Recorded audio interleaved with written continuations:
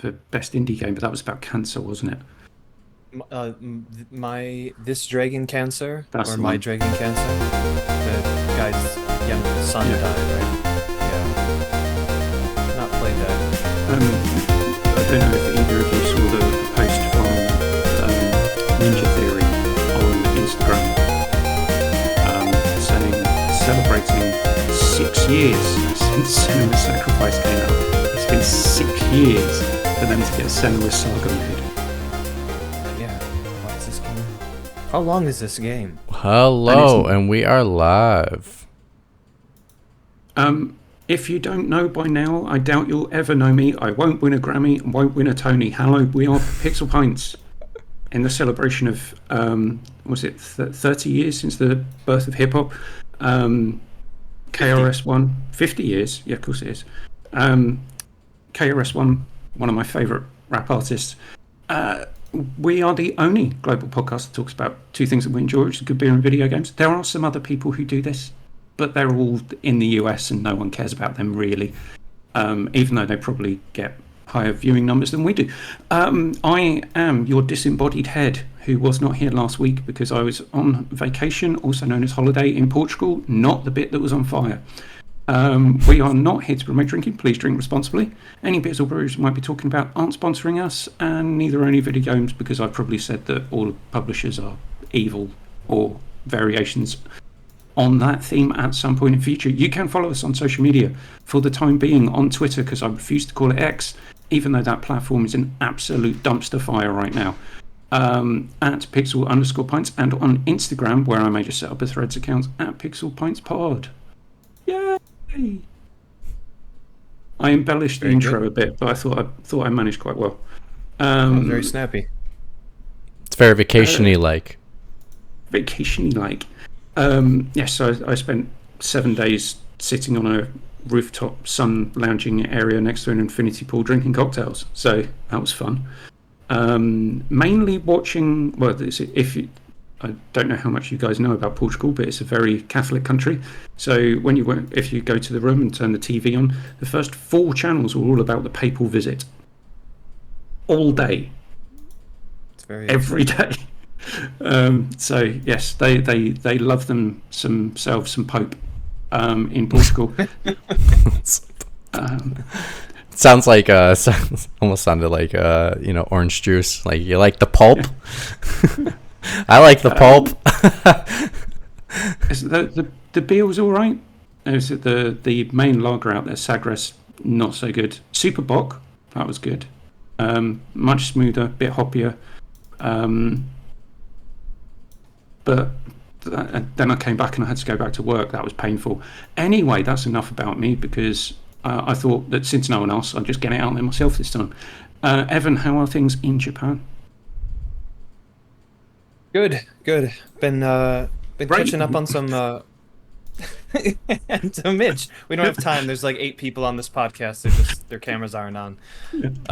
Been watching some British horror films. So I watched Ennis Men, which is a Cornish folk horror film that came out this year, maybe.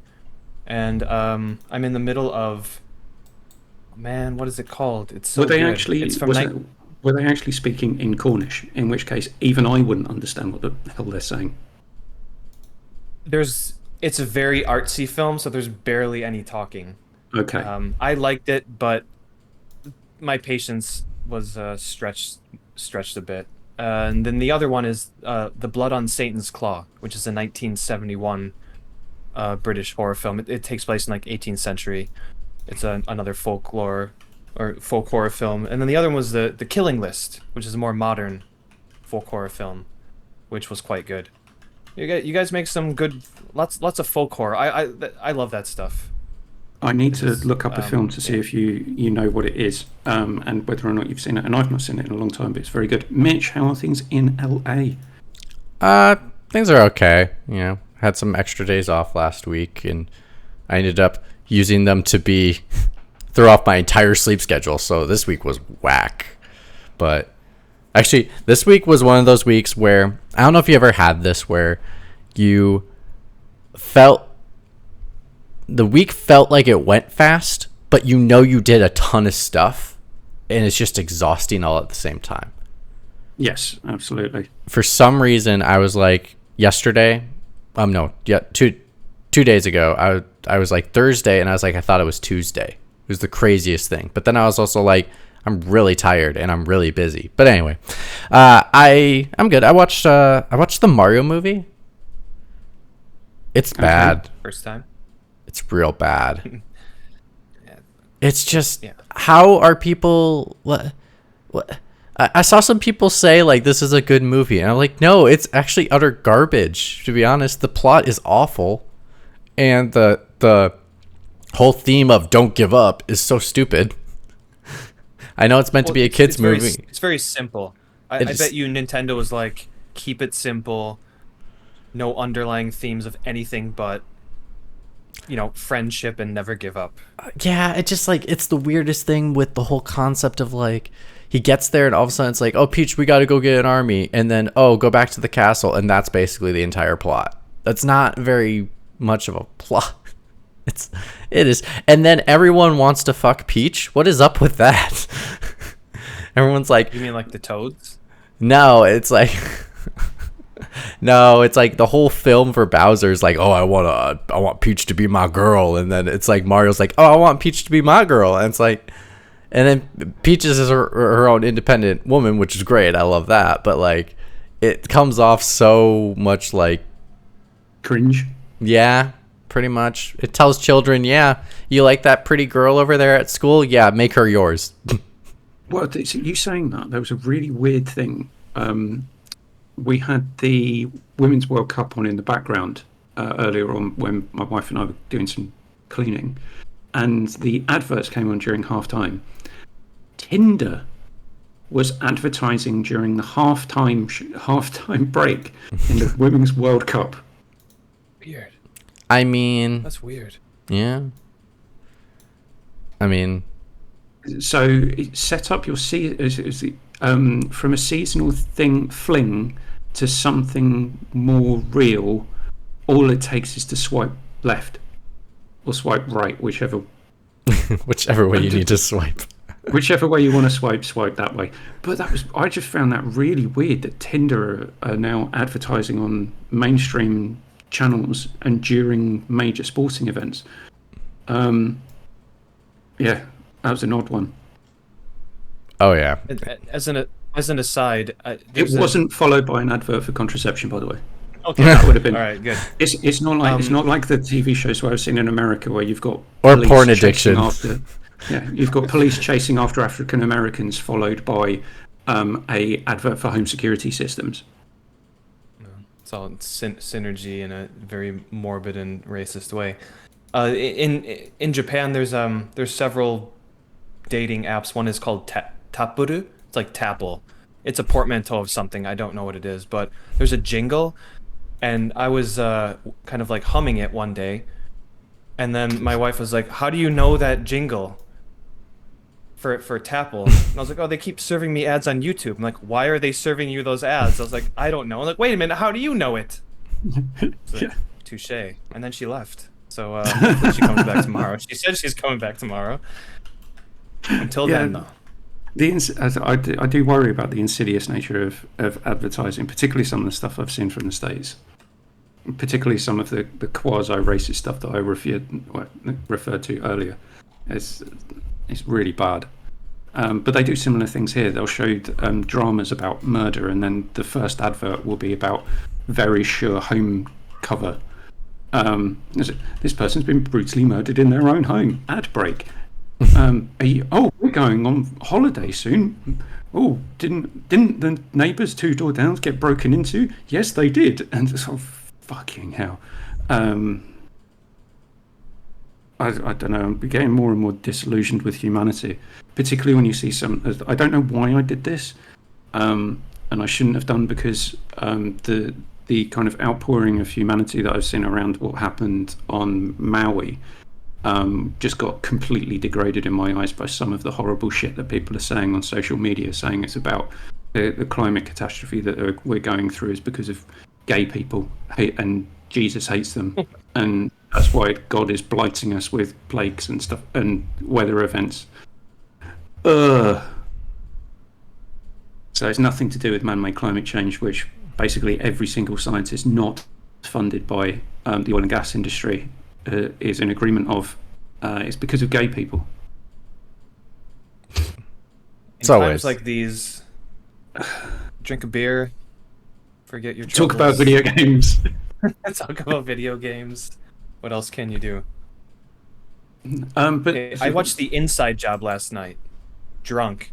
I'm like swearing at the screen. I just felt so helpless. Just a drop in the water. So helpless. not the Inside Man, the film with Clive Owen, the Spike Jones. Yeah, that's a good film. I love that film. So, yeah, Evan, really the film that I was thinking of, 1994 British movie Shallow Grave. Is that revenge film? No. Okay, it's on the list. Get that on your list. It's quite low budget. It only cost $2.5 million to make. But that is a very good psychological horror thriller. And if you don't like it, I don't want to be your friend anymore. All right, Shallow Grave. Remind me to tell McWomble that I like it, even if it's shit. All right, it's on the list. Right, shall we get on to beer talk? I was out yesterday, visited my local craft beer purveyor. That's it. Evan's just put his fingers up at the screen. Thank you very much. I don't know, was that a shtick that you were going into? No, I'm using my iPhone camera, which is connected to my Mac, but the battery's running low. I have it plugged in though, so it might die, but it'll just switch to my angled camera, possibly. Okay, so from the High Tide Music Festival in Twickenham, Jawbone Brewing Pale Ale. That's a good name, Jawbone. I like that. It's got some fish on there. I wouldn't drink the water from the Thames, probably because it's got sewage in it. And the other one I have, and I think you guys will probably want me to start with this one, is the UFO Californian White Beer. And it's the version of a wit beer. And I didn't know this until I saw this, that this brewery, Taste Beyond, UFO Beer Company, is 100% employee owned. Oh, good for them. So anything you buy from them, you'll be contributing to employees only. And it really doesn't look like a wit beer. Is it darker than it should be? No, it looks like a pale ale.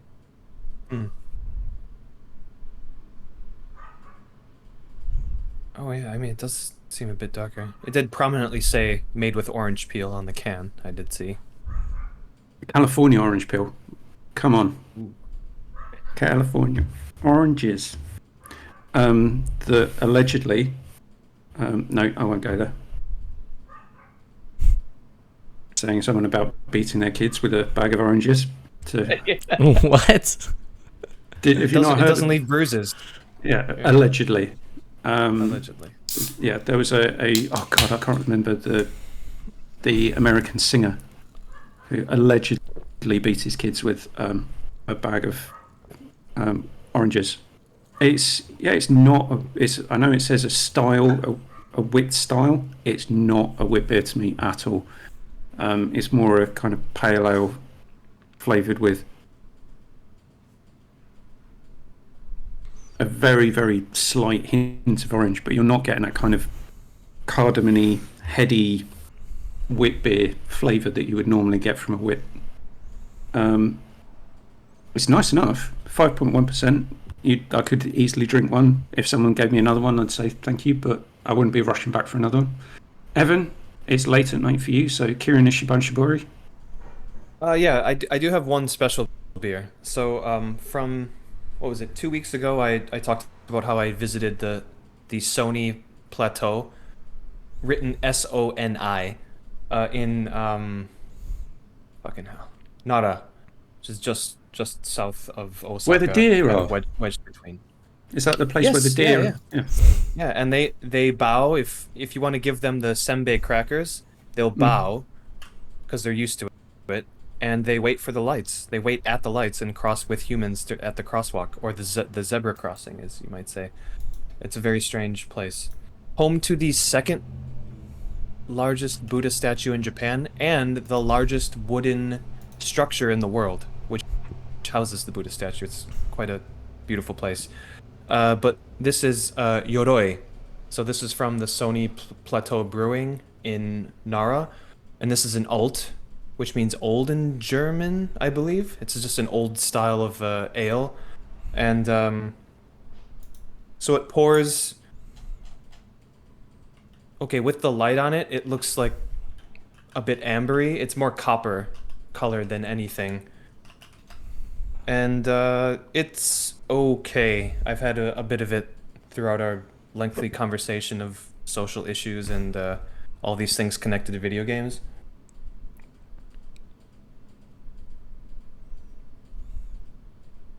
It's strong with the malty sweetness at the front of it, and it just kind of disappears at the back end. This is actually not good. The one that I had 2 weeks ago was actually quite good. This is just okay.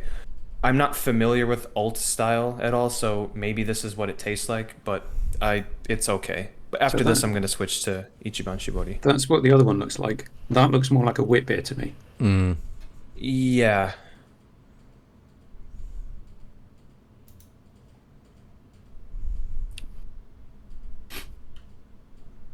It's a pale ale. Is it both? So, wait, the second one was a pale ale? Yep. Or it's supposed to be a wit beer as well? It's just a pale ale, but okay. The can art is better than the beer.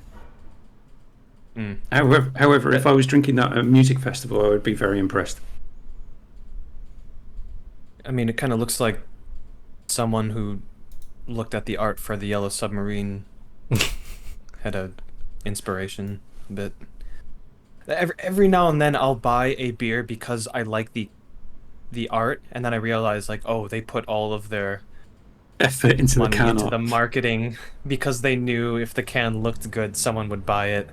And they're only going to buy it once because the beer's not that good, but we'll make some money off of it. Yeah, but I'm a sucker for that. I'm a sucker for good can art. Mm-hmm. Mitch, are you on the Alani this morning? Or I am on the Alani this morning, yes. It's early. Just the usual. Cosmic Stardust. What does Cosmic Stardust taste like? Skittles. That actually sounds pretty accurate. If I were to answer, maybe Skittles, I don't know. On going back to movie talk, the Dungeons and Dragons movie, surprisingly good. Yes, it is surprisingly good. I enjoyed the 132 minutes the runtime of that, and just waiting now for I've Become Death, the Destroyer of Worlds. It is not out in Japan yet, and it has no release date. I think it was just a bit too close to the anniversary, so they're just gonna wait now, maybe till at the end of the year. It'd be funny if they released it in December on like Pearl Harbor Day. That'd be interesting. We'll see what happens. We got some time. Yeah, completely inopportune timing for movie releases. Right, enough of this garbage. Let's just get on to our topic. Did I come up with this? Yes, I did. Well done, me. So we're talking about gimmicks in video games that sounded cool, but ultimately weren't. Mitch, how do you want to run this? It's your topic. You run it how you want. Okay. So we're going to go through a few choices of each of us of gimmicks that people, the developers, tried to say, yes, this is going to revolutionize our game and make it more fun, or revolutionize the industry even. And then the games came out, or the products came out, and yeah, it wasn't so great. I've just thought of another good one. I shall DM Mitch quickly. So my first one, Evan, would you like to ask me a question? Yeah. I'm so glad you asked. Oh boy. Oh, Golly boy. What's the dodgeball? Gee willikers, mister. Gee willikers, mister. I thought you'd never ask. Patches O'Houlihan. Oh, that just made my day. Yes. So, gimmicks. You're talking gimmicks. Is this gimmick some sort of peripheral device? If you are asking me if this gimmick is a peripheral device, I try and dodge the question. Right, for audio listeners, that was me moving my eyebrows and eyes around in some kind of maniac way, because the first gimmick I was going to talk about is the facial animations in LA Noire.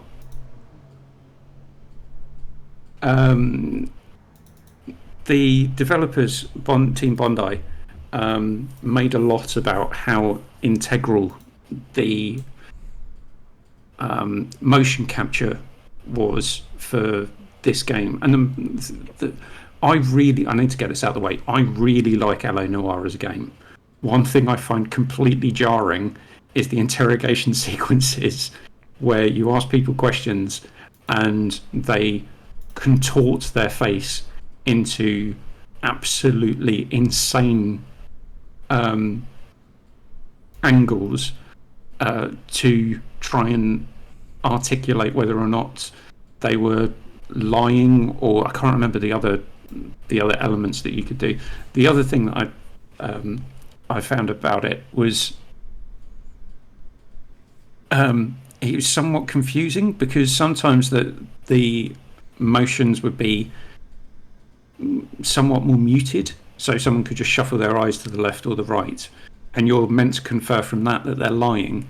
But then in the next in another interrogation sequence, someone face could be all over the place, but they were telling the truth, and there didn't really seem to be that much that you could take from it, in the sense that yes, this person is definitely lying. And now there are some subtle hints that you guys may know about the different sides of the different hemispheres of your brain. So you use one side for memory recall, the other side for creative thinking.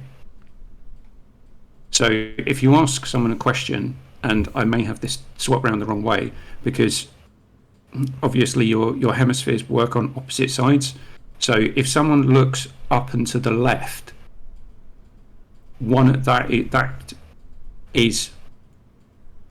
that's memory recall, because that was me trying to remember it.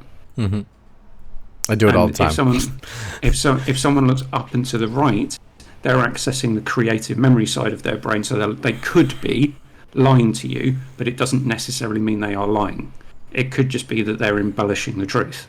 Mm. So it's not an absolute. So Team Bondi tried to take that one element of behavioural study. There's other facial tics and things that people can do. Do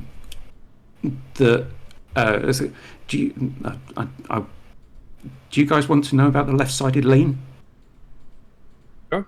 Yeah, if it's germane to the topic, sure. Humans have an involuntary response to anything that we do in terms of emotion, and we always express it on the left side of our face, fractionally before the right side. No matter what, and it doesn't matter if you're left or right-handed either. It's always expressed slightly before on the left side of your face. And people have done studies into this, and they filmed people in ultra slow motion, and it is a absolute that you do this.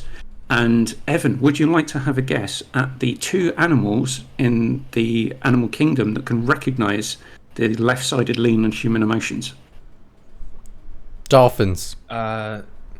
Dolphins is incorrect. Damn. Dogs. Dogs have learned to recognise the left-sided lean. The other is not cats? cats wouldn't give a shit. Cats would rather scratch your face off That's and probably true. set you on fire. Cats actually have a brain of sociopath. They actually do. They said so. They said they have tendencies to. Their brains have tendency leanings of those of sociopaths. To give you an example of that, my best friend told me yesterday that his cat bit his ear so badly that he's on antibiotics for 2 weeks. Oh my god! Because he was trying to protect his cat from his brother's dog. But rather than the cat let him protect him, the cat bit him on the ear. Oh So yeah, Evan, there's one other animal. Oh, actually, there's a group of animals. You know what cats are? Cats are the stereotypical is the stereotype of what people would say, I'm an independent woman. I don't need no man to protect me. I will protect myself. Dude, I was 5 hours into a game. I thought I was playing Rockstar's Manhunt, and it was actually Stray. I was playing as a cat. The other, it's not a flying, it's not a bird. Well, they are in a movie. They Be are free, in a my movie. pretties. Be free, Monkeys? my Are they pretties. like crows or ravens? No. Monkeys. No. Yeah, higher primates, Oh, that's specifically. right. Specifically, Free my This is pretties. one of those My, embarrassing- they're monkey what did I birds. say, You. What did I say, Mitch? I was like, Nintendo dogs. That's Yeah, not the name of the game. Which also, I was gonna say, Broke Keith, off was like, dude, Nintendo dogs, you idiot. did you watch back that episode, Keith? I've been meaning to ask you that. I kept forgetting. I need to stitch it Okay. together and publish it. That's why. Oh yeah, because I that's know- right. Because I lost. I lost signal. And put in some apologize. kind of. Yeah. I mean, crows are extremely smart creatures. And that's why they're the I only. linked them. Well, they are the most intelligent of all of the avian species, and the. Yeah, I know a lot about animal behavior. Do you also know? Sorry, we're on the trend. Might as well get the last one in there. Do you know what is the one animal that will take on an eagle in the sky? That would very Honey much badger. depend on honey badger in the sky. If you pick it up and throw it. A Dude, crow I will think be it's the not- only bird to take on an eagle in the sky, and what it does is it lands on its back and it pecks at it constantly. But then what the eagle does is it flies as high as possible in the air so that the bird loses consciousness and falls to its death. This reminds me of a cutscene in Final Fantasy 16, I think. Hey, I'm still playing it. No spoilers. Yes. Did I really spoil anything? I know. for you? I just So on I have the so fact much of that game to go. um, Oh my god. Evan thinks that corvids are part of the higher primate family. It's a good thing he teaches English and not biology. So the Team Bondi took this kind of behavioural trait of humans and turned it into some kind of gameplay mechanic, which didn't really work. I like the fact that they tried. I enjoyed the game. I enjoyed the interrogation sequences. I didn't enjoy the sequence where you had to try and guess what people were thinking from their facial expressions, because invariably most of the time it didn't make sense. I need to play it since they updated it so that the choices that you can make in response are more attuned to what might actually happen.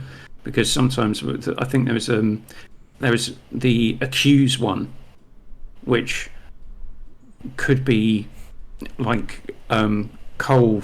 Is it Cole Phelps? Had some form of split personality disorder and just flipped out. And rather than just say, I think you're lying, it's, you're throwing things around. But it was so you did it. It was also in like Mass Effect as well. You know, it would be the choice. Something as kind Paragon of and Renegade, vague as like yeah. it was like push. You're like, okay, I'll push him. He was like, I'm gonna fucking kill your whole family if you don't tell me you did it. You're like, dude, I didn't. That's not what I anticipated he was going to say. Hey, it's better than the Punisher push option, which is let me hold a saw to your head and make it look like I'm about to do it, and then you'll tell me what I want to know. Or on that, Mitch, because I know you love that Go ahead, game. go ahead. I love that I've got game. I need to find the retrospective that I watched on that, because they go through the fact that how they got that to a T rating rather than an M. No, they wanted to give it an AO rating. Yeah, they want to get rather AO, than yeah. Because it was bloody as hell. Yeah, I'll send you the link to the retrospective. It's really interesting. Ooh, yeah. I'll One of have the to best, look. one of the best interrogations is when you push the guy towards the cage of the rhinoceros. Yes. As it's going to charge. Yeah. Like you can like push him back so the horn doesn't. Well, yeah, go because through you have his to torso. get through the magic. yeah. You have to get through that magic like middle meter for enough consecutive time to be able to give them to convince them Right. to. But then they tell you what you want, and you're just like, but it's fun to kill you, so let's just do it. That game was near, in the retrospective. They go through. It was nearly banned in so many countries. It's basically the South Park of that generation, because South Park, the like, Stick of Truth like and stuff, taken- had to literally take Taken more cutscenes out. seriously. Well, yeah, but like the South Park one had to take out Yeah, scenes and literally just put text because they could not show physically. in the European Union. Yeah. I'll show you this. So therefore, like, just know that Cartman's being stuck with an anal probe right now, like that kind of stuff. It's just like, what the hell? So I don't know what your memories are of LA Noire and its weird gimmick of facial expression interrogation, but overall I like the game. I think, would it have been better if you spent more time using the clues that you picked up to try and solve the case rather than the weird facial animations? That's probably my only gripe with it. It's fair. I've actually never played LA Noire, so I can't speak on this. It's worth playing. It is worth playing. If you like a kind of slower paced, more cerebral GTA. Yeah, I've had slight interest in playing it. I just haven't had the... I don't know, I'm just kind of waiting to get it for free. Yeah, well, it's And never I going to come out. It's Rockstar. They're never going to give it away for free. Well, I meant like, well, I could see them give it away on like have it on either like Game Pass or have it on like PlayStation Plus. Like, I could see that as one of the options, but I don't know. Sorry. So, Evan, you've my camera. changed. Yeah. also, we all are wearing white T-shirts today. Why don't we just? I was gonna say something and I decided not to, but I will say it's something that you said, Keith, is the problem with it is, as you said, in the marketing they pushed how realistic this and how much money they spent on capturing. Uh-oh. And in Chance changes camera, he completely destroyed his stuff. Wait. Oh no. Did I lose everybody? Oh, I lost everyone. No. What is going on? I mean, we're still live. We're Mitch, still live. Mitch, you're here. Okay. It went complete. You both went completely frozen, and then I was like, the stream quality's good still. It's not me, but what's going on with Discord? I think what I did in Discord might have ruined that for you. I apologize. But the Son of a bitch. what you were saying. Wait, could you hear me the whole time? Was that what happened? Oh my god! You're just hearing Mitch going like, "What's going on? It's torture." You're like, "It's fine, Mitch. Calm down." Oh, you're like, I lost them. You're like, no, we're here. We're here. You haven't lost us. It's like, oh my god, I lost them. I lost mom and dad. No. But Well, carry on, and I've got a very quick question for Mitch. so what you were saying, Mick Womble, is the problem is they wanted to add a realistic element to a game and they just didn't. They have the technology to combine that with what basically is something that has to be gamified. So it's like some sort of binary choice. We're like, okay, we have to make it obvious, kind of, but we want to make it so that you feel like you are actually doing detective work, whereas maybe just some old school game mechanics of being a detective would have sufficed instead of all this money thrown at like facial recognition software and capturing someone so that they very clearly are nervous when you're at. Well, no, it's not that, because what I think happened is they filmed all the scenes, but because of how it's very difficult unless you watch people's faces quite intently and know people, and know the person you're talking to, and if you don't know the person you're talking to, know why they may or may not be wanting to withhold the truth from you, to actually to just read someone's face. It's really hard unless you're used to doing it. So the fact that they mocapped all the people's faces during these scenes is great. They look really good. They capture the if it's just the character models talking, they're fine. But what I think they found, maybe during playtesting, and this is just me guessing, is people found it too hard. That has to be it. Yeah. So they exaggerated the facial expressions to a point where you reach this kind of slightly uncanny valley moment. Is this person lying, or is this just weird? Which is where, which is why I think, applaud them for trying something new. Absolutely, right? And okay, they tanked their own studio by doing all of this because it costs so fucking much. But it was a good thing that Rockstar picked it up and released the game, because, like I said, I did really enjoy the game when I played it. Do I prefer LA Noire to GTA? Do you know what? I think I might. There's only one of them. I mean, that helps. I think actually wouldn't help if there was only one of them, because at least Keith has more options to pick from of GTA to go like, out of all the GTAs. I mean, but GTA is so similar across the board. At least with LA Noire, they chose. What are you talking about? You get to pick between three different characters. You get to, in another one, you get to be in the streets. You get to order a whatever in the drive-through with like 20 shakes or whatever, like this whole meme, number 35 or whatever. It's like, it's unique. It's a game changer there. Yeah, whatever. GTA 6, great. Really excited for that. Yeah, my taxes pay Rockstar's bills. I should get a free fucking copy of that game. Mitch, what is your gimmick that you thought sounded cool but ultimately wasn't? I don't know if it was sounded cool. Well, I guess it did sound cool. I've always been a fan of skateboarding games. Real big fan of Skate. I really liked how realistic the stick was to try to simulate what you were doing with the actual skateboard.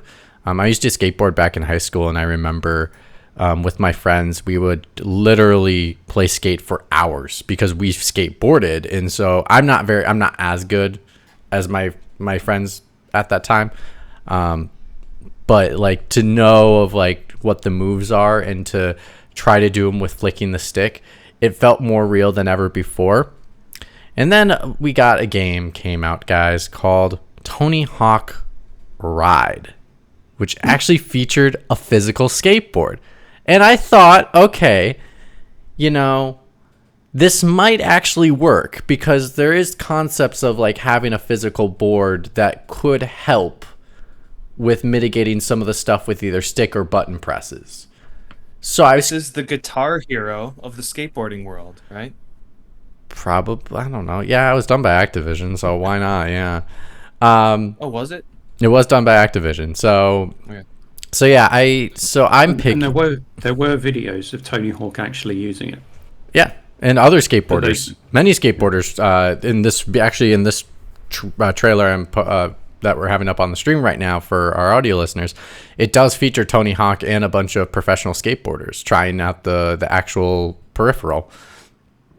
But unfortunately, it did not really nail what it was really going for, to be truly honest. It was close. I mean, I think they did a pretty good job for a first go at, but obviously it did not garner the support to make the game sell more, so therefore they just had to abandon it. But I think they had something going here, but I think in the first iteration it wasn't a total success, in my brain at least.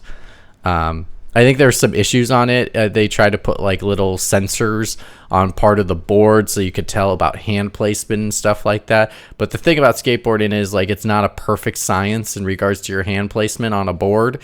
And so some people might put their hand a little farther back on the board than they would when they're trying to do a certain trick, or instead of doing it all in the middle center of the board. I think it's just like they are trying to make it too uniform, and it just didn't really work out the way they wanted to. Also, you really couldn't flip the board, and I think that is a huge detriment to the board itself. Because if you could flip it around and actually kick flip a board and it could tell it's being kick flipped, then I think you have something. Then I really think you're like, you could offer two different versions, being like, hey, you want casual? You don't have to like kick flip the board. But if you want to go professional, you have to kick flip the board. And I think that's really cool. The authentic skateboarding experience without getting chased by the cops and breaking your arm on a pavement. Oh no, you can still break your arm and break your arm in the living room. Yeah, you break your arm in the living room. I wonder if anyone did break a bone on the Tony Hawk ride board. How did they simulate kick flips and vario flips and the like? You basically like lean the board up, so like you can lean it forward or backwards, or so you'll kick it up, but your foot placement. Yeah, you kick it up and you still have the board on the ground. It shows it in the B-roll, but yeah, you kick the board up a little bit, but not in the air, and it'll tell, oh, you're doing an ollie, which then you can turn it into other moves based off your hand placement and things like that. But yeah, I think it was a really interesting idea to start, and then once it got out to the public of how wonky the actual product ended up being, because to be honest, this game lived and died by the board, and the board was just not good enough. But it had something. I would not, with current technology, I'd love to see another crack at it and like actually have a good attempt at it. Is there a world for these big ass bulky? Who am I, Matt?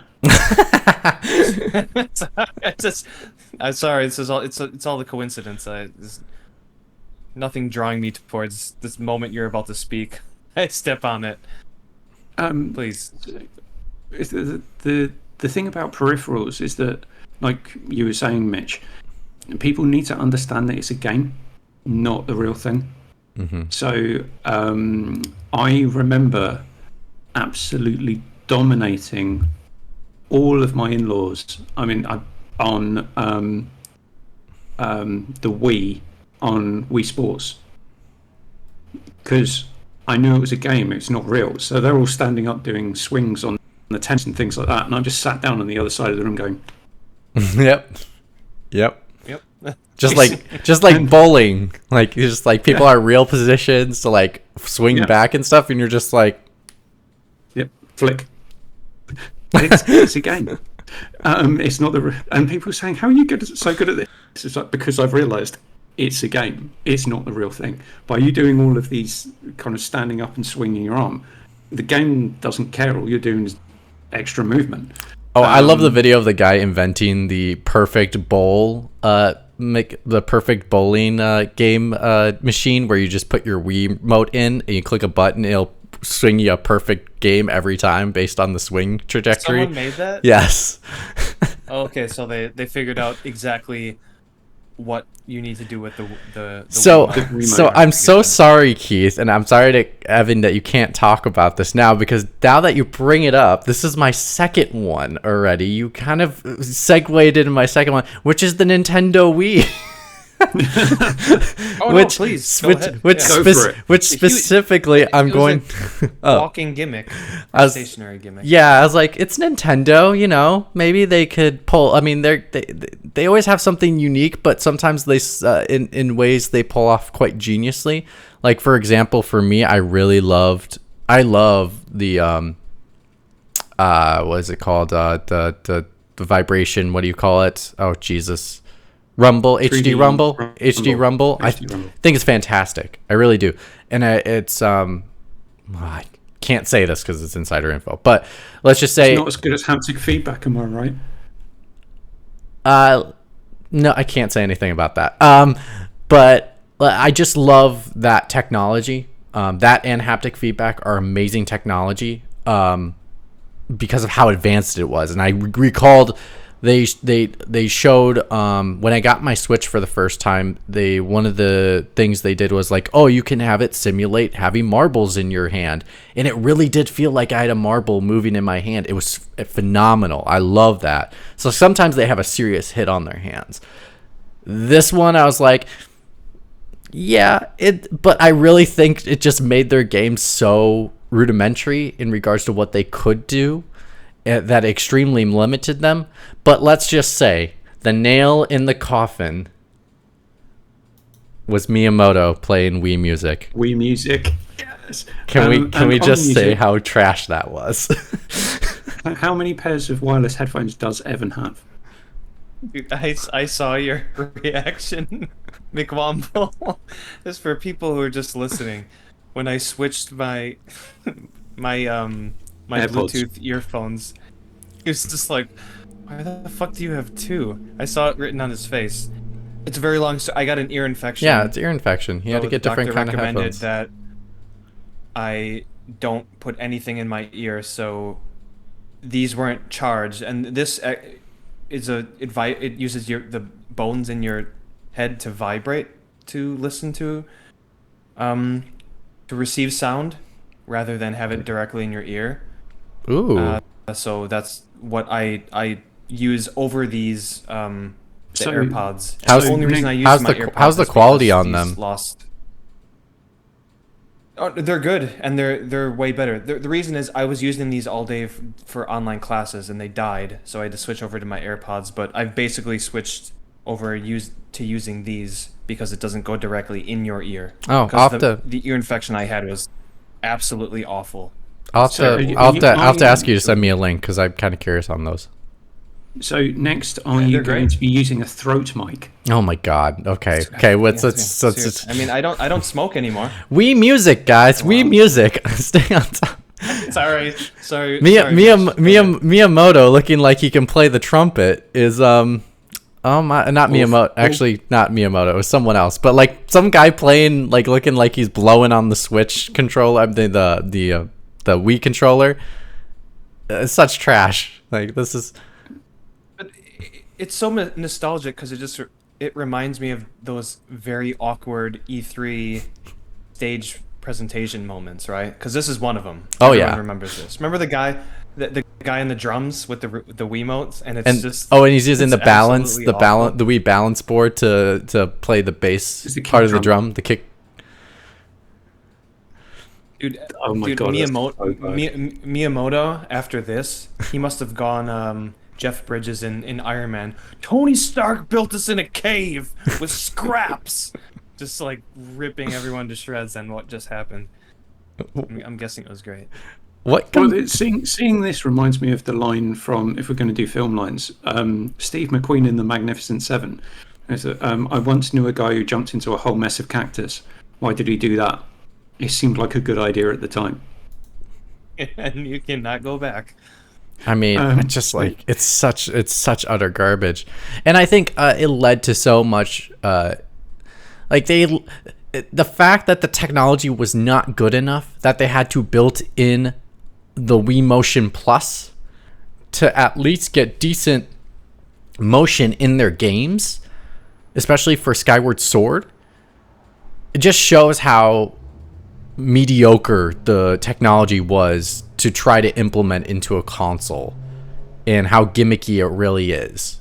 Because like I remember going, because I never owned a Wii. It was only ever in-laws. So whenever my wife and I went round to her family, doing something simple as just pointing to the thing that you wanted to select was difficult. It would hover all over the place and it would be bouncing around. Was it who the fuck built this? Recognizes your shaky hand syndrome. Well, there is something about that. I do have a medical condition. Yeah, I mean, my hands always shake. I would never be a surgeon. I would kill you. I'm sorry. Don't ask me to do surgery on you. You should get that. Runs in my family as well. I don't have it, but I'm only 38, so we'll see what happens in a couple of years. But it's not even that, because back then I wasn't diagnosed with the condition that I've got. And also some of the amount of shitty shovelware that went on this system that used the motion controls, and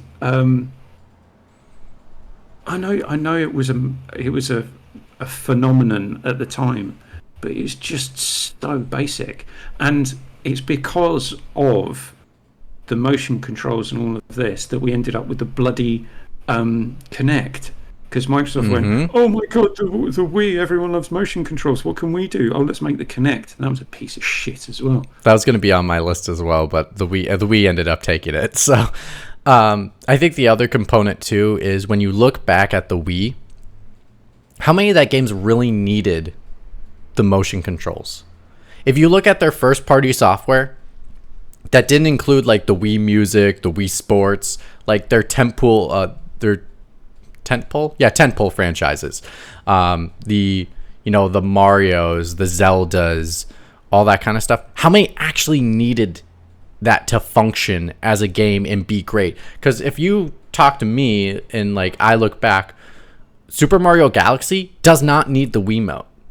It's a great platformer all by itself before the Wii controls. The only thing you use the Wii controls for is trying to collect shit as you're like waving it around. But the rest of it you control like your standard platformer. The other one is I like the Zelda Skyward Sword is probably the only game I can think of that really truly utilizes the Wii controller. I think Pikmin works a little bit well with it because it is similar to an RTS in some aspects, where it is like a PC game where you point and click to be able to send people places. But in a nutshell, like my point is, I feel like the software held back the hardware held back Nintendo's software, and that's where it was a gimmick that failed. I think it depends on what if you're looking at dollars or creativity. Because that definitely did not fail. Oh, creativity 100%. I'm always going to go for creativity over sales. Wasn't the attach rate though for how many Wiis were sold versus hardware quite well? Okay, so it was crazy 30. because everyone was buying it for the Wii Sports that was built, that came with the console. Like if you go to every Right. I mean, when I was working with people with disabilities, we had a Wii because that was the craze. That was something the thing about that was it made gaming easily accessible for almost anyone, especially for people that have motor difficulties. Even though, in an essence, if we talk about today's standard in regards to physical disability, accessibility is not accessible because you have to be physical. You can't just do buttons. But at that time, it definitely was more accessible than ever before, and simulating the similar experience of what you would do. So if someone couldn't go to a bowling alley, hold a 10-pound ball and swing it, you could just swing a Wiimote and feel like you're getting the same experience. So like every nursing home basically bought them. You don't have to explain to an old person the motions of throwing a bowling ball. They already know it. Exactly. So just hold this in your hand and just do the same motions. Okay, you're not dealing with shoulder buttons or back buttons or any of that type. And it helped make some good programming for those nursing homes that really like wanted to like, maybe they couldn't take them bowling because of financial things, but it's like, hey, we can afford a Wii and they can just bowl or play tennis or do an activity. And I think it crossed an area that Nintendo, or gaming has really never touched before, which is the true casual. And I don't think they could ever capture it again because, to be honest, in today's technology, I don't see it ever happening again. It was kind of a blimp. Yeah. The Wii was the filthy casual machine, as the gamers with a ZTM. Yeah. So they never want to see anything like that back again. Evan, do you have a gimmick that sounded cool but ultimately wasn't? Yeah, so this is back in the day when 3D was relatively new and all of these developers were thinking of the possibilities of what they could do, not only with the games but also with the controllers. So Nintendo Aren't all forced controllers you to, 3D?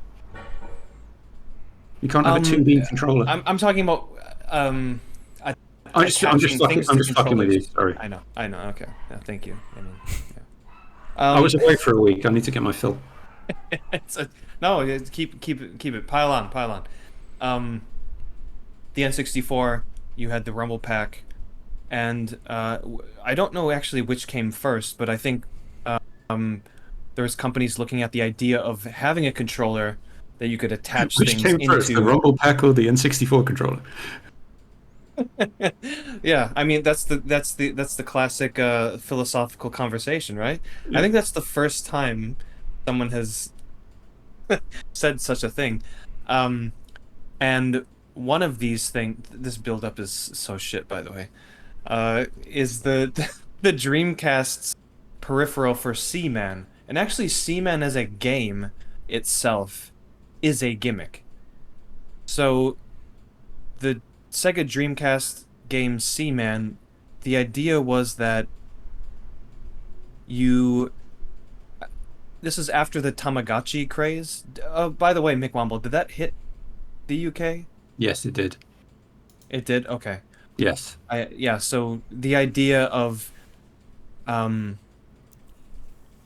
raising a digital life form and having to do menial tasks like feed it and clean it or whatever you had to do in order for it to evolve, that craze hit around the globe, and I think Sega or whatever the developers saw that and like, hey, let's put that in a game and we'll try to sell it for more money and add some sort of peripheral to the Dreamcast controller. So they did all that in the form of Seaman, and I believe the peripheral was you would put it in the top of the controller and it had a microphone on it. And the idea was you were going to raise a fish, but because this is a Japanese game, it wasn't just a fish. It was a fish with a human face on it. A Seaman, if you will. Okay, I did find the right footage. I wasn't sure if it was the right footage. And oh my god. Oh, are you not familiar, Mitch? I've never ever heard of this title, so when I was Googling it to get the footage, serious? I was like, I hope this is the right trailer. I think I got it. It was the one I was thinking of. It's narrated by Leonard Nimoy. Yes. That is the cherry on top of this. Leonard Nimoy? Oh my god. Dr. Frankenstein-like experiment that got away from Sega, and it ran away and got tracked down and was murdered by its own creation. That actually didn't happen. But yeah, Mitch, so the whole idea was the idea of the Tamagotchi. Oh, I know what a Tamagotchi. I get the Tamagotchi concept. I had one of those when I was younger, but I did not know that Seaman was a game that existed. Mitch is younger. Yes. He's not stupid. Okay. Patronizing old fuck. So, no, all I was trying to say is like, okay, he knows Tamagotchi. Basically, what I'm trying to say, it's the exact same thing. Yeah. So you're raising a fish in a tank, but it has a human face and it's really weird because it's a Japanese game. And it's narrated by Leonard Nimoy, and the fish talk. Like, dude, this is why Sega went under. They had all these ridiculous ideas. Like, you did not have to pay that man that much money. It could have been anyone. Like, there's no way that this game is going to take off. I remember this. You got the microphone because you need to talk to the fish, and the fish talk back. You know what? You know what? They need to do, Sega, remake the title, but and still have it be narrated by Leonard Nimoy, but put Sheldon Cooper's face on the fish. All right, so we're getting AI. I don't know if his family's signed off on allowing a company to use. Oh, they're going to re-release. Wait, did he pass away? Bill by Baggins song. Yes. Oh, my bad. Sorry, I thought he was alive. No, he did. This is getting dark, by the way. Do you know what they should do with this game? Sega should take the Seaman thing and incorporate it into whatever next piece of shit Yakuza game they pump out of their arse, and have that as a summon, or someone dress up as a Seaman so Evan can do all the Seaman side quests, and at the end of it he gets a Seaman. You know what? So in every Like a Dragon game, there's a main side quest to where, like, if you do this entire side quest arc, which takes like 10 hours, like the real estate one or the Kabakura one, you'll get something at the end of it. What if you had to raise Seaman on the side? Oh, dude, I'd love that. Oh, that'd be so. And then at the end, he becomes part of your party. McWomble, you inadvertently have created such a genius idea that So I I'm, dare gonna say email, if I'm people from- emailing Sega right now. Yeah, dude, if they were watching this, and they should be, I mean, they're writing this down right now, pen to paper. But yeah, it's such a weird idea, and they actually did this with Hey You Pikachu, I believe, on the N64, where there was a peripheral in the slot where you'd put the Rumble Pack. You'd attach a similar thing. They totally ripped it off of Seaman with a microphone, and it was just like your own personal Pikachu, and you would talk to it and that. And then the next version of that, the evolution, was Nintendogs, and this whole idea of like taking care of a digital creature, and yeah, it's just so strange. But this Seaman by far is the weirdest version of this idea, and I don't think anyone had fully evolved Seaman. All I've heard is it died. Seaman always died, and I never had a Dreamcast, so I don't know the strategy behind. So many it, jokes. but, yeah, it's so. Oh, there's so many jokes. It's so strange. All the Seamen It's one of the died. weirdest things ever. That's All the Seamen died. issue. They never reached their destination. You know, it's a sad. You know, it basically it's Why? if Japan, yeah, it tells the underlying tale of what's happening in Japan right now. Just All the Seaman died. all the Right. Seamen died. So, speaking about stupid things and copying Nintendo, my next one is: wouldn't it be great if we had a game that relied on someone else looking at something else whilst they were playing the game? So I'm specifically talking about the idea that Xbox came up with, which was the second screen experience of smart glass? Not smart glass. Yep. Smart Yeah, glass. smart glass. Yeah. Sorry, glass. Because there's no R in it. Smart glass. I mean, let's just say Microsoft has a bunch of failed gimmicks. Yes, I didn't bring up the Kinect because the Kinect didn't sound good in the first place. Well, we threw a shout out to it anyways when we talked about the Wii, so it's okay. Mitch is loving this, by the way. Womble. He's ready to jump in. No. So the thing is, I will shit on, as you guys know, I will shit on any publisher, console manufacturer for their crappy behaviour. But the one thing that I thought actually sounded relatively good about this is some of the things that are now available via other services called YouTube and, I don't know, True Achievements and Trophy Hunters. So things like if you had a game playing, I'm picturing Evan in my mind. Evan's well into a Metroidvania, but he cannot find where he needs to go to get his trophies or to unlock this last ability to unlock part of the map. You can have that thing next to you that is directly linked to the game to give you that hint, or to say if you can't see it on what the screen you're playing. Is Evan's trying to do his best LA Noire impression for anyone listening. You've got it there, and you can actually look at it and look away. So I was thinking from a point of actually being helpful to a player, this might be good, but it blatantly wasn't that when it launched. It was just do you want to reskin your character whilst you're not in the game? You can do that. Great. Do you want to see the biop of the character who you're playing with in this game whilst you're not playing the game? Great. You can do that. It was just so outdated before it even launched. Everything that was being done by other people to help people in game was better. Even the thing that Mitch has got the B-roll running, why use your phone or tablet as a remote when you can just use your controller? So opening up it canes the battery on your phone or tablet to have it open constantly whilst you're watching a TV show or film on your Xbox, to then have to go in and use it as a remote, which wasn't intuitive, or you could just press the A button on your controller to pause.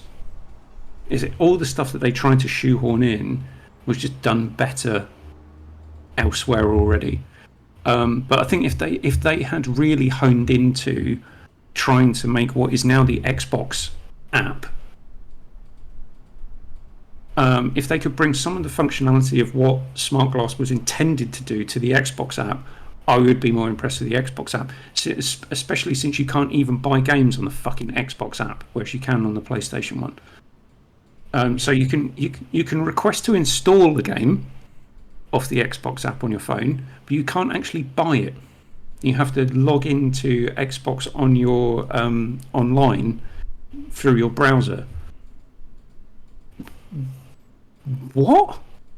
Anyway, yeah, so Smart Glass sounded okay, didn't deliver what it was supposed to, turned out to be a piece of shit, and they got rid of it. I really would have loved to see, every time Smart Glass was available to me, I would have loved to have have a map option, to be able to see the map at all times. And then like have all my waypoints or organize my goals, my objectives for my open world games. Like there's so much good practicality that would have happened with this thing. And you can even see it in like the original concept trailer of what they showed it. Like even watching the show Game of Thrones, don't know why they hooked it up with TV, but yeah, it's Xbox being Xbox, setting them up for the TV area genre. But anyway, it was cool to see like the Game of Thrones section, because Game of Thrones can be quite confusing, and seeing where Daenerys Targaryen is on that map in context to all the other areas on the map in Westeros. I thought it was pretty nifty, and I was like, oh, that could really apply to games really well and be really helpful for me when I play my games. But no, that's just Xbox. This is what they're gonna do. They're gonna fuck it up. They basically said, we've built this thing. Now it's down to you, the game manufacturers, the game designers, to figure out how to integrate. And that's the other half of the problem, is like when you put that upon them to make them do that, unless there is a very what's the word I'm looking for? If there's a very enticing reason to do it or a very easy way to do it, then they'll do it. If it's going to take up more time, they're like, well, we'll just make the game better. Yeah. Is it why? Is it why? It would have been so much more useful if Xbox had actually said, we've built this thing.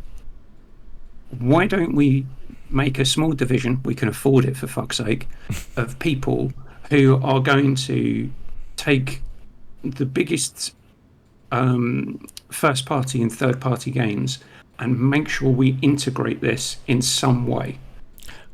I would also push back, though, and say it's probably not as simple as what we're making it to be. Even though making that division, everyone's engine is different. The game communicating with the device is going to be a difficulty that is going to cause... Well, it's like not necessarily, because you don't necessarily need the game to communicate. But what you need to do is think differently about how you want to implement it. So the first thing that popped into my mind is, well, not the first thing, but the good point that you made was, wouldn't it be good if I could arrange all my side quests and have them highlighted on the map? You don't need the game to be integrated and connected in that way. And some of the time, that doesn't make sense. How you would need it, because how would the device know what side quests are available to you as the player? Because then all of a sudden it's a giveaway. It'll tell you every side quest. If it's like, oh, put all the side quests on there. So a good example would be I think at one of the games that it worked on was Destiny. So you could look at all of your inventory, and now there's a website that does this better than Smart Glass ever did. But you could look at your character, you could look at all of your gear, you could look at all of your weapons, you could see what upgrades you had available. So there was an offline connection, but that didn't affect what was in the game. So there could be a way that you could say, here's what achievements are available to you, or you could have secret ones, or you could have side quests available. That doesn't make sense, because Destiny was an online game, so it had to have been online to communicate with the device. Yeah, but basically every game was online anyway. But at that time, they weren't, though.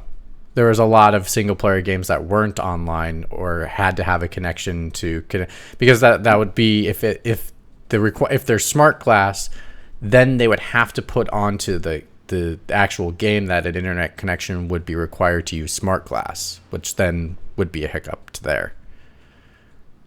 Yeah, I know. There's a way. There's ways around this, and I'm thinking at the time they shit the bed, and thinking more about it now, and the lack of functionality on the base Xbox app. It just makes me think that why have you forgotten about all the stuff that you've done before? Whereas you could take some of the things that you tried to do with that and integrate it now and make the current Xbox app just a bit better. But yeah, but did anyone really want a second screen for doing stuff when there was other ways of doing it at the time? And since then they've been surpassed by various other things. But it just seems as though there's a short-term memory deficit in lots of places around the gaming industry. It's like, have you forgotten that there was this thing that you had that did stuff that could make the thing that you've got now a bit better? No, you don't remember that? I remember playing Red Dead Redemption 1, and I was going for 100%. And the game itself did not list off exactly what needed to be done to get 100% specifically. And I was at like 99% or whatever the percentage was. I had a single thing to do, and there was nothing in-game that told me what I needed to do. It drove me fucking nuts. So I logged in and I signed up for the Rockstar account, because if you did that, it would connect with your PlayStation account and show you exactly what needed to be, what you were missing. And it was this, and it showed me a single thing on my map. And I went there and I did it and I got 100%. It's like, why isn't that not in the game? Why did I have to log in? Like, obviously, yeah, they want you to, like, Ubisoft wants you to log into their thing. That's why it's split. But there is something there where,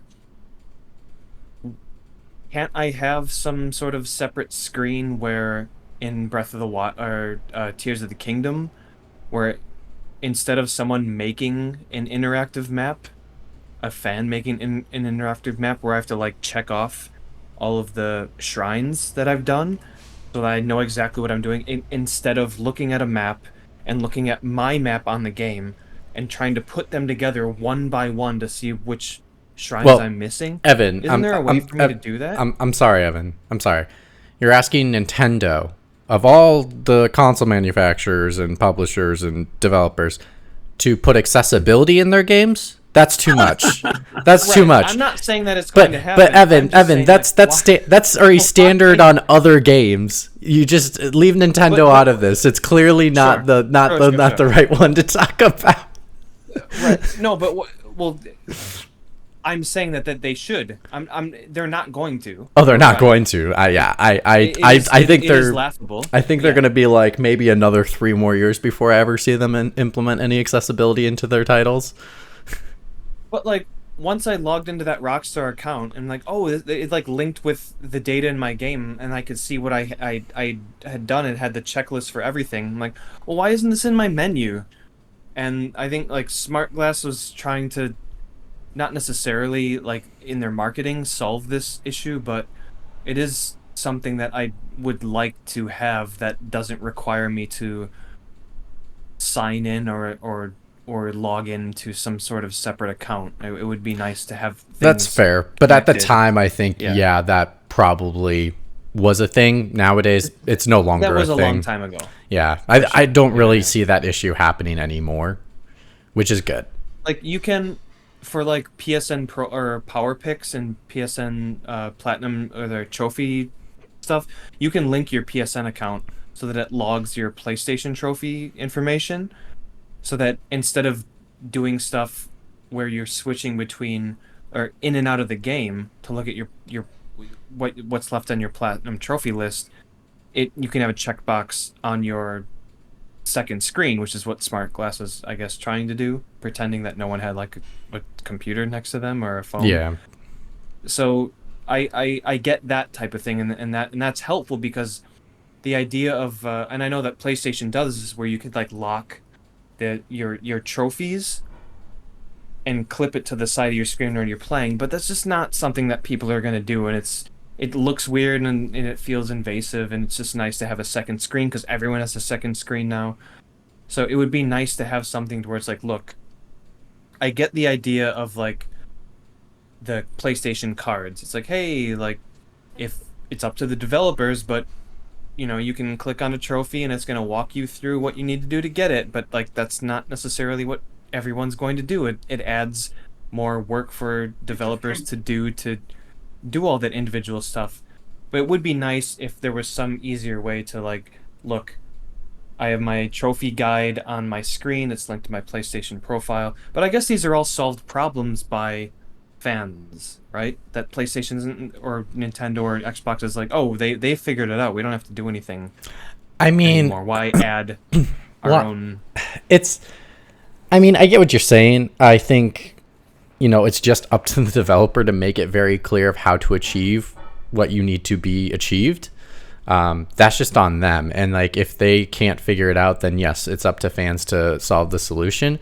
The activity cards, I think Sony's done a good job so far of at least their first party has done a really good job in supporting that. It actually has made their games even more accessible for trophies than ever before, because the PlayStation 5 has its own screen reader built into the PlayStation 5 itself. So players who are blind actually find getting trophies a little easier because the activity cards are read through that screen reader. So it's impressive to see of being able to like use those cards to be able to find trophies that you need to find. But I think it's just, to be honest, it's up to the devs. But I would say there's been more help than ever before. Quick shout out before we go to a couple more. Microsoft, since we're talking about what they did and failed with, them trying to do a multimedia game where it was a TV show and a game at the same time. I was debating whether to bring this up. I know. I was thinking about it too. Wait, Quantum Break? Quantum Break. It sounded like a cool concept, but let me just remind myself that they have to write a good TV show, and that just doesn't happen when you talk about making games. So, have you guys played Quantum Break? Yes. I have not. I kind of want to because it's horrendous. On your Xbox Series X, I would honestly, I'd suggest playing it just to see. Yeah. It's worth. That's why I played it. I played it just to experience it, to see what the hell was this like. I love Control. Control is. It's not amazing, Control. Don't. That's post. It's post. They learned a lot from Quantum Break to make Control. I got to a point where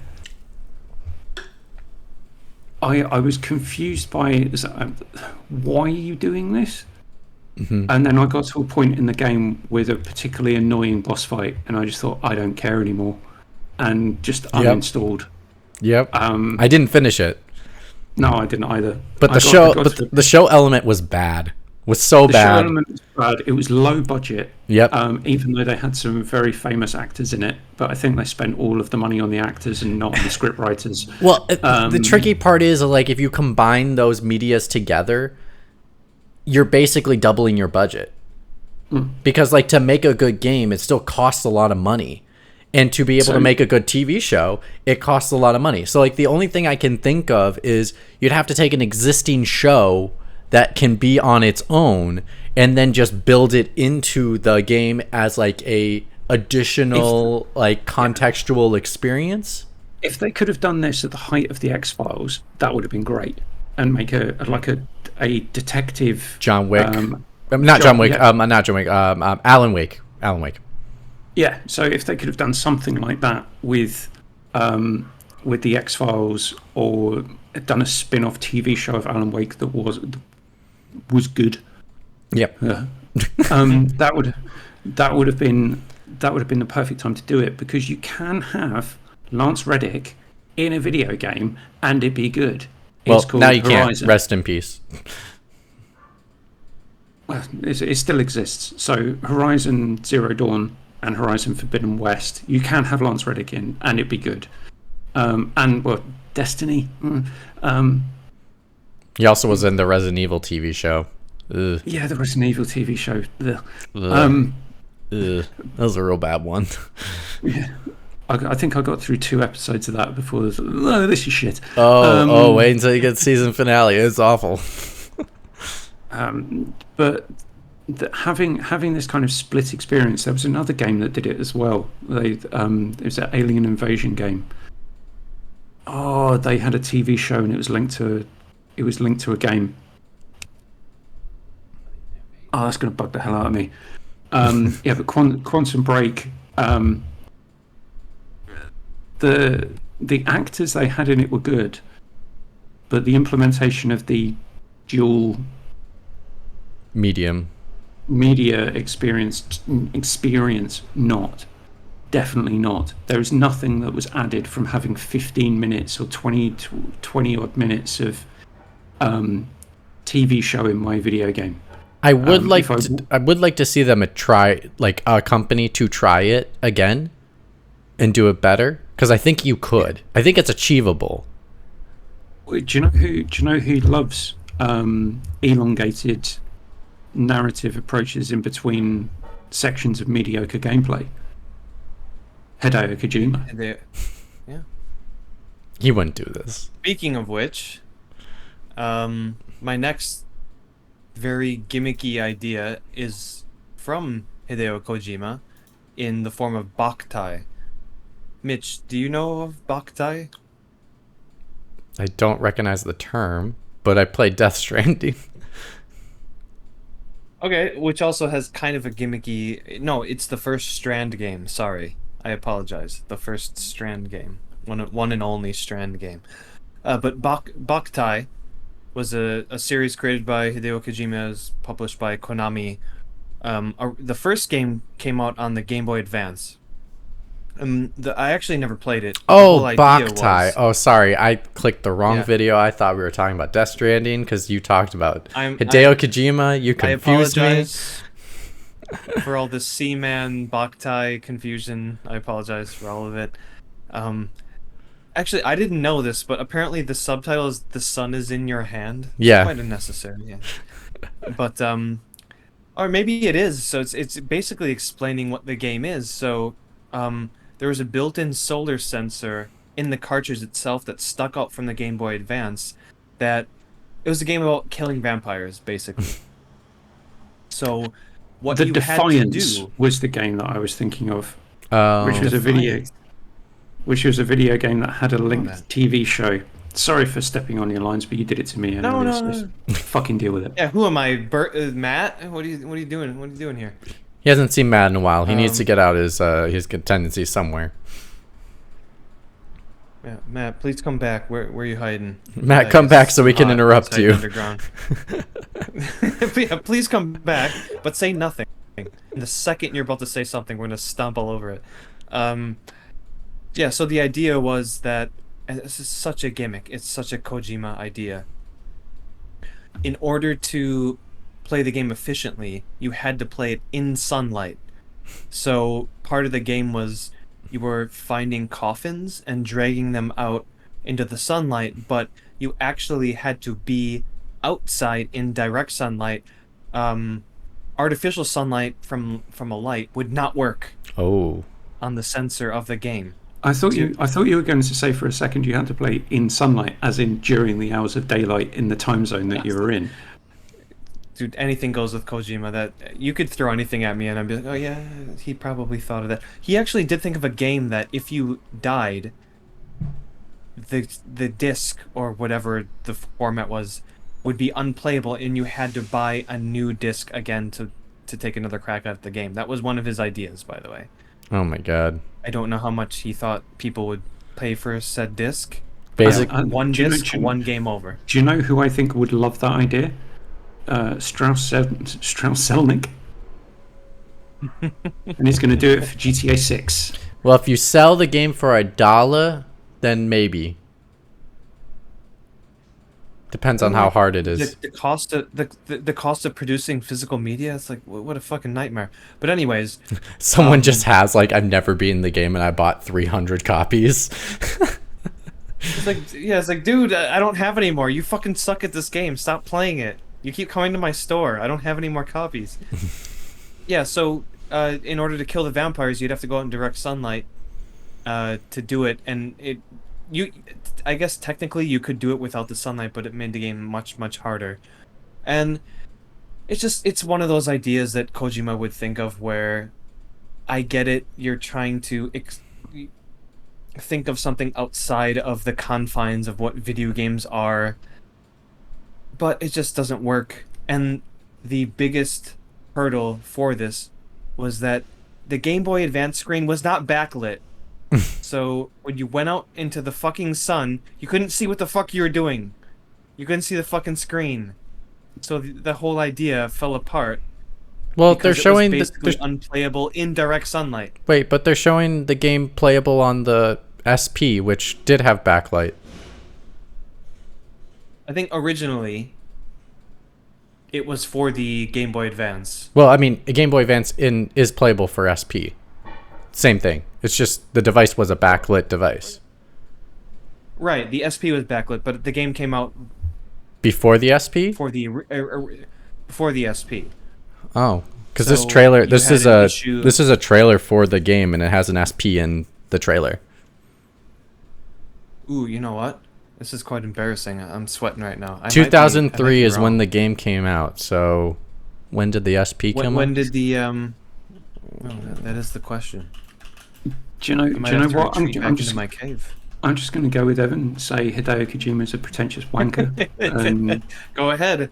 If you make me look better, I'll February go for it. 14th, 2003. So, probably came out at the same time? What's That's not to say that everyone. what's the owned game a called again? SP. How do I spell it? Boktai, Bokta. Yeah, Boktai. Oh, there we go. Boktai.Tai. Boktai came out July 17, 2003. So yeah, the SP was out for over 6 months before the game came out. But there's a special chip in the thing that tells what the sunlight is. Fuck off. It's an interesting concept. It's a terrible idea. It's an interesting way to try to do stuff. Like, example, Pokemon's time actually correlates with the time of day of you, which then determines different kinds of Pokemon appear at night or day. But also it throws you off because it's like, oh, I want to hunt Pokemon at night, but I don't have time at night, or I want to do it during the day, but I don't have time during the day. Yes, so you've got to keep on Right. changing the internal clock on whatever device you've got on to trick it into thinking what time it is. Yep.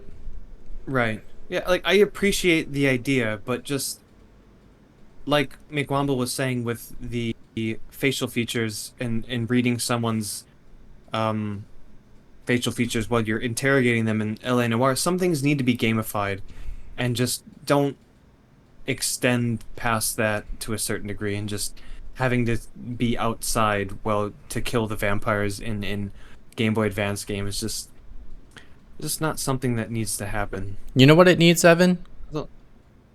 Options. How about an options menu to say, hey, like the default is, hey, you need to come in direct sunlight, but then set it to, oh, I can accept artificial sunlight, or I don't need sunlight. It will just be randomized by a meter, and it will determine when I have the power to do it. Or like for Pokemon, it would be, hey, speed up my time of day by but by 5-fold, so it can be nighttime during daytime, and then you can reset it to the current time if you want. I mean, there's ways to do it. Hideo Kojima setting, which is fuck you, this is my artistic vision. Yeah, he threw all they're the so people proud. that stood up during that meeting. He threw them in a locker, and they were never seen again. Oh no, he turned them into bridge babies. Yep, his ultimate plan. No, I'm not sure that whether I can say anything to that other than if there were to be some kind of new age pharaoh, I think Hideo Kojima would be it, and he would take everyone who he's ever worked with and murder them and just bury them with him, so that no one else could ever work with them again. All right, Yep. before because we are Pharaoh talk. going pretty late. Speed round. Any last suggestions of a quick 2 minutes to explain? So mine would be Starlink Battle for Atlas, and the quick one for that would be you do realise that all of the Toys to Life thing had already died before you brought this idea out. Right. But the only reason they did this was for Star Fox. Yeah. So okay, Star it does look cool though. The Star Fox figurine thing that you can attach to your controller. But yeah, there's literally everything else in the Toys to Life market had died by this point. And so, do you know what we should do? Toys to Life. Well, unfortunately, this is what happens when with game development taking how much time it takes, because but when they were making it, it was still a hot commodity. Booming. And so like by the time that they realized that it was a dying art, they just had to release it because they couldn't not release it and start over because it's just so much money put into the game. Disney Infinity was dying right around the time that this came out. Yep. And then got binned shortly afterwards. The other short concept too could be like they maybe hoped that we're unique enough that we can bring it back, you know. Yeah, we're unique enough that we can milk some stupid ass Nintendo fans. Yeah, that too. Right. If anyone's got an unboxed brand new copy of the Star Fox one for this, I bet that's going to be worth some money in a few years' time. Oh yeah, it's probably worth a ton of money now. So yeah, that was my other one. I think Evan, you had one more. I did. I forgot. Can you? Death Stranding? Another Kojima? Is it just Kojima? Is that what the theme is here? It might be. I actually like this Death Stranding, but the idea of just you're just walking from A to B. Actually, I'm gonna scratch this and just say the Kinect. Kinect is a horrible gimmick that completely. But we'd already covered the fact that the Kinect didn't actually sound good ever. Okay, so especially when it was always on. All right, I'll listening to your every word. Yeah, the Kinect was never a good idea. It didn't sound good from start to finish, and anything that Peter Molyneux was going to launch had the potential for being a absolute shower of shit. I'm not saying that Peter Molyneux lies for a living. I'm just saying that he made a lot of money off of lying. I think one time, long time ago, I said Peter Molyneux couldn't produce 22 cans if you gave him 23. But I will rephrase the gimmick for Kojima would be that. Man, I had an angle on this, and I cannot remember. Mitch, McWample, please save me from yourself. It's 2 o'clock in the morning in Japan, people. Cut Evan some slack. I was gonna. You know what? I'm just gonna do this. On that note, it's just completely crumbled at the end there. It's all Peter Molyneux's fault. I blame him for every problem that's currently happening in our world. He will pay.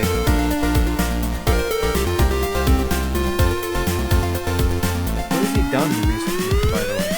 He's counted his money. Yeah. I just wonder if he has He probably has something he's working on, and he's getting funding for it, but it's never going to happen. And he's on a yacht